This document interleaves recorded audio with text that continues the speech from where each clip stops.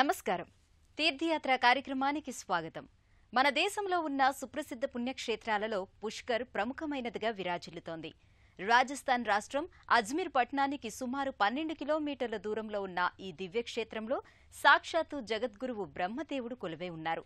దేశంలో ఉన్న ఏకైక బ్రహ్మదేవుని ఆలయంగా విరాజిల్లుతున్న పుష్కర్ దివ్యక్షేత్ర వైశిష్ట్యమేమిటో నేటి తీర్థయాత్రలో వీక్షిద్దాం. బ్రహ్మదేవుని నామస్మరణతో పునీతమవుతున్న పుణ్యధామం పుష్కర్.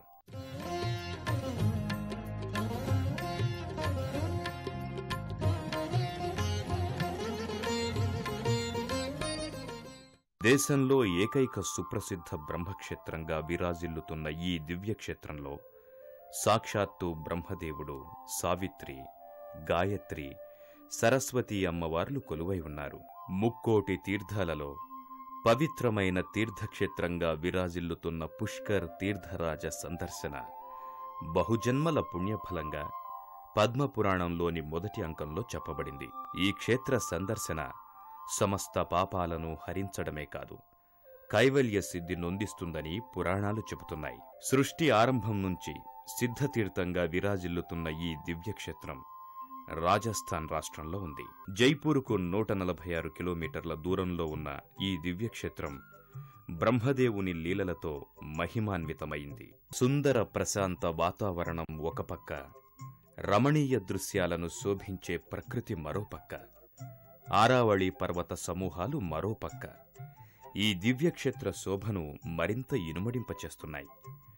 సమస్త తీర్థాలలో పవిత్రమైన తీర్థరాజంగా విరాజిల్లుతున్న ఈ పుష్కర తీర్థ సందర్శనతోనే సమస్త పాపాలు మటుమాయమవుతాయని పురాణాలు చెబుతున్నాయి. పుష్కర్ దివ్యక్షేత్రానికి విశిష్టమైన పౌరాణిక ప్రాశస్త్యం ఉంది.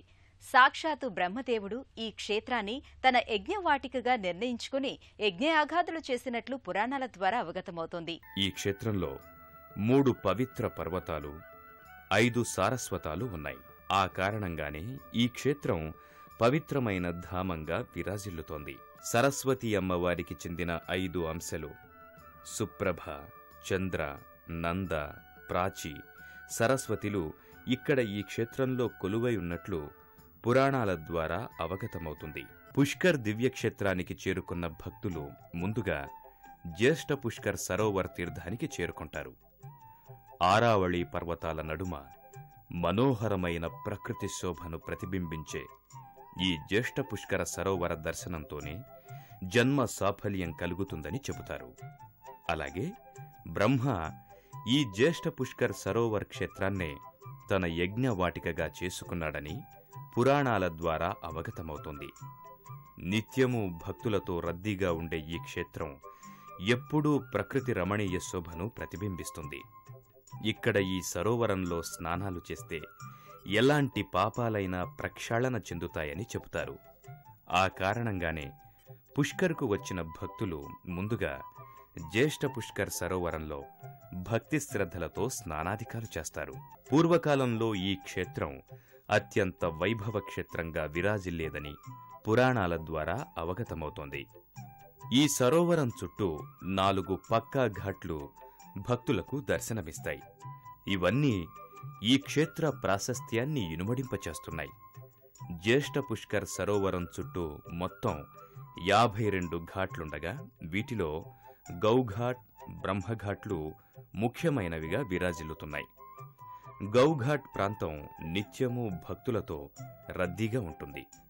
మెట్ల మీదుగా ఘాట్లోకి దిగిన భక్తులు ఓం బ్రహ్మదేవాయ నమః అంటూ భక్తి శ్రద్ధలతో స్నానాధికాలు చేస్తారు. గౌఘాట్ సాధుపుంగవుడు సంతరావు భావాలియా స్మృతికి చిహ్నంగా నిర్మించారు. ఈ ఘాట్లోనే ఆయన పేరు మీద ఓ సత్రాన్ని కూడా నిర్మించారు. 1762 ప్రాంతంలో గురు గోవింద్ సింగ్ ఈ క్షేత్రంలోనే గురు గ్రంథాన్ని రాశాడని చారిత్రక ఆధారాల ద్వారా అవగతమవుతోంది. మహాత్మాగాంధీ తదితర మహనీయులు ఈ ఘాట్లో స్నానాధికాలు చేసి తరించటం వల్ల ఈ ఘాట్ను మహాత్మాగాంధీ ఘాట్ అని కూడా పిలవడం జరుగుతోంది. జ్యేష్ఠ పుష్కర తీర్థానికి రోజూ చేసే సంధ్యాహారతి నయనానందకరం. అత్యంత భక్తి శ్రద్ధలతో నిర్వహించే ఈ కార్యక్రమంలో భక్తులు భక్తి శ్రద్ధలతో పాల్గొని బ్రహ్మదేవుని మనస వాచ స్మరించి తరిస్తారు. పుష్కర్ తీర్థక్షేత్రంలో బ్రహ్మదేవుడు కొలువై ఉండటానికి ఓ పురాణ కథ ప్రచారంలో ఉంది. ఓసారి బ్రహ్మదేవుడు భూమండలం మీద యజ్ఞం చేయటానికి ఓ శ్రేష్టమైన క్షేత్రం కోసం అన్వేషించాడట. అలాగే తను స్థిర నివాసం ఏర్పరచుకోవటానికి ఓ పవిత్ర క్షేత్రం కావాలని తలచాడట. ఆ కారణంగా ఆయన ఆకాశంలోంచి 3 కమల పుష్పాలతో మంత్రజాలాలను వదిలాడట. ఆ 3 కమల పుష్పాలు 3 చోట్ల పడి తీర్థక్షేత్రాలుగా వెలిసి జ్యేష్ఠ పుష్కర, మధ్యస్థ పుష్కర, కనిష్ఠ పుష్కరగా అవతరించాయి. ఆ మూడింటిలోనూ బ్రహ్మ జ్యేష్ఠ పుష్కర క్షేత్రాన్ని ఎంచుకొని అక్కడే యజ్ఞ అగాధులు చేసినట్లు పురాణాల ద్వారా అవగతమవుతోంది. జ్యేష్ఠ పుష్కర్ తీర్థాన్ని దర్శించుకున్న భక్తులు అనంతరం ఇక్కడకు సమీపంలో బ్రహ్మ మందిరానికి చేరుకుంటారు. సుందర ప్రకృతి రమణీయ దృశ్యాల నడుమ బ్రహ్మఘాటుకు సమీపంలో బ్రహ్మ మందిరం భక్తులకు దర్శనమిస్తుంది. జ్యేష్ఠ పుష్కర్ తీర్థంలో స్నానాదికాలు చేసిన భక్తులు స్వామి దర్శనం కోసం వరుసలో నిలబడతారు. గర్భాలయంలో బ్రహ్మదేవుని దర్శించుకున్న భక్తులకు ఆలయం వెలుపల బ్రహ్మవాహనం హంస కూడా దర్శనమిస్తుంది.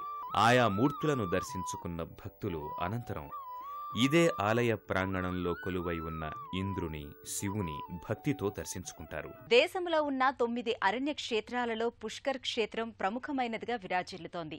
అలాగే దేశంలో ఉన్న 5 ప్రముఖ సరోవర్లలో పుష్కర్ సరోవరం కూడా ఒకటిగా విరాజిల్లుతోంది. బ్రహ్మదేవుని మందిరంలో బ్రహ్మదేవుణ్ణి దర్శించుకున్న భక్తులు అనంతరం ఇక్కడకు సమీపంలోని గాయత్రి మందిరానికి చేరుకుని అమ్మవారిని భక్తితో పూజిస్తారు. బ్రహ్మదేవుని, ఇతర దేవీ దేవతలను దర్శించుకున్న భక్తులు అనంతరం ఇక్కడకు సమీపంలోని గాయత్రీమాతా మందిరానికి చేరుకుంటారు. అత్యంత ప్రశాంతమైన వాతావరణంలో సుందర ప్రకృతి రమణీయ దృశ్యాల నడుమ ఉన్న గాయత్రీ మందిరంలో కొలువై ఉన్న గాయత్రీమాతను భక్తులు దర్శించుకుని అలౌకికమైన ఆనందానికి గురవుతారు. ఇక్కడ గాయత్రి అమ్మవారు భక్తుల అభిష్టాలను నెరవేర్చే కల్పతరువుగా విరాజిల్లుతున్నారు. పుష్కర్ సరోవరంలో స్నానాదికాలు చేసే భక్తులు పాపాలన్నీ పోయి ఆత్మజ్ఞానం కలుగుతుందని చెప్తారు. అలాగే కార్తీక శుక్లపక్షం నుంచి పూర్ణిమ వరకు ఈ క్షేత్రంలో స్నానాదికాలు చేసే భక్తులకు సమస్త సమస్యలు పోయి శుభం జరుగుతుందని చెబుతారు. గాయత్రి అమ్మవారిని దర్శించుకున్న భక్తులు అనంతరం ఇక్కడకు సమీపంలో కొండపై కొలువైన సావిత్రి అమ్మవారిని, సరస్వతి అమ్మవారిని భక్తితో సేవిస్తారు. గాయత్రి అమ్మవారిని దర్శించుకున్న భక్తులు అనంతరం ఇక్కడకు సమీపంలో కొండపై కొలువైన సావిత్రి అమ్మవారి మందిరానికి చేరుకుంటారు. సావిత్రి మాత ఆలయ గోపురం రాజస్థానీ సంస్కృతి సంప్రదాయాలకు అద్దం పడుతుంది. పర్వత శీర్షభాగాన ఈ మందిరం ఉండటం వల్ల భక్తులు కొంచెం వ్యయప్రయాసలు కూర్చి ఈ మందిరాన్ని చేరుకుంటారు. అనంతరం గర్భాలయంలో కొలువైన సావిత్రి అమ్మవారిని, సరస్వతీ అమ్మవార్లను భక్తి శ్రద్ధలతో దర్శించుకుని చల్లగా చూడు తల్లి అంటూ ప్రణమిల్లుతారు.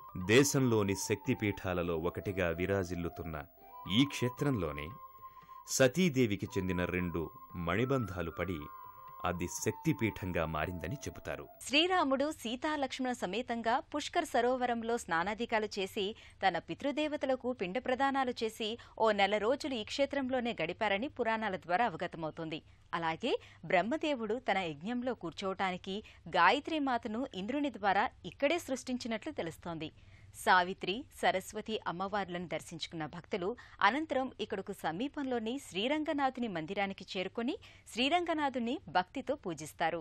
సావిత్రీమాతను దర్శించుకున్న భక్తులు అనంతరం ఇక్కడకు సమీపంలోని శ్రీరంగనాథ మందిరానికి చేరుకుంటారు. విశాలమైన ప్రాంగణంలో సుందర ప్రశాంత వాతావరణాన్ని ప్రతిబింబిస్తుంది ఈ మందిరం. గర్భాలయానికి చేరుకున్న భక్తులు గర్భాలయంలో కొలువైన శ్రీరంగనాథుని దర్శించుకొని అవ్యక్తమైన ఆనందానికి గురై ఓం వాసుదేవాయ నమః, ఓం శ్రీరంగనాథాయ నమః అంటూ భక్తితో చేతులు జోడిస్తారు.